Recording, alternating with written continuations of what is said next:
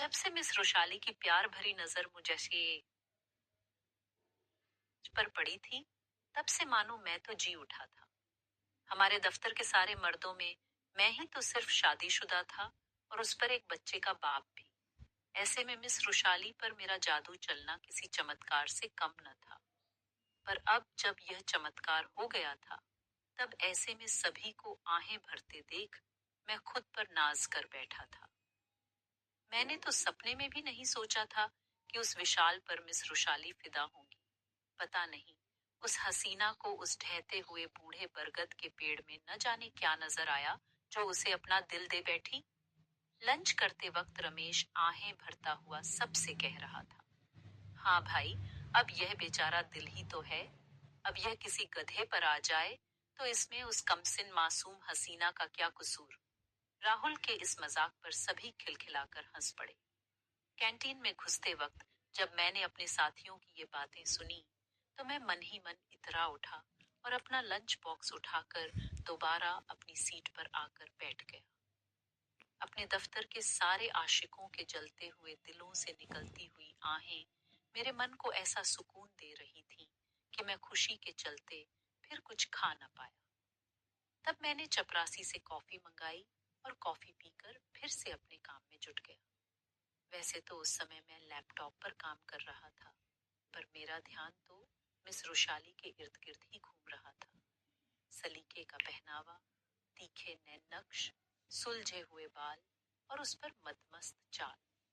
सच में मिस रुशाली एक ऐसा कंप्लीट पैकेज है जिसके लिए जितनी भी कीमत चुकाई जाए कम है। अब तो मिस रुशाली के सामने मुझे अपनी पत्नी प्रिया की शख्सियत बौनी सी लगने लगी थी।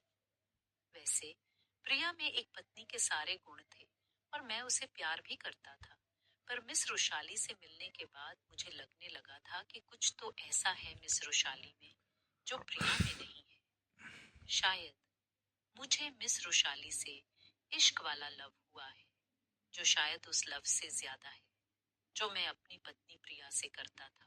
इसलिए तो मिस रुशाली मेरे मन में बसती जा रही थी। इधर मेरा प्यार परवान चढ़ रहा था, तो उधर मिस रुशाली का जादू मेरे सिर चढ़कर बोलने लगा था।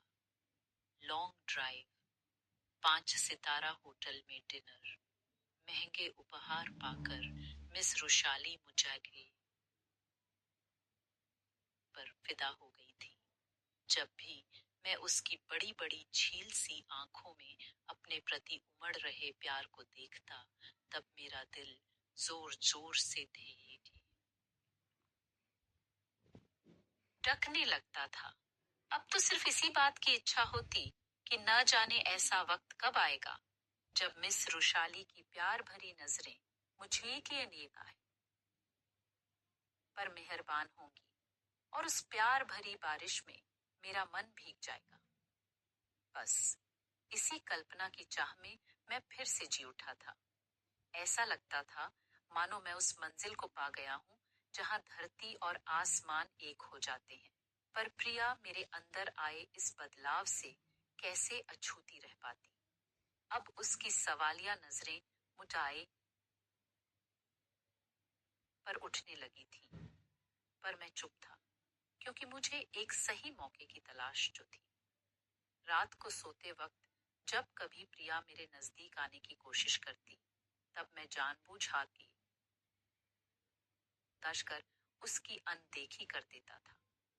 तब मैं तो मुंह फेर कर सो जाता और वह आंसू बहाती रहती। मुझे उसका रोना अखरता था, पर मैं क्या करता। मैं अपने दिल के हाथों मजबूर जो था। बीतते समय के साथ मेरी मिस रुशाली को पाने की चाह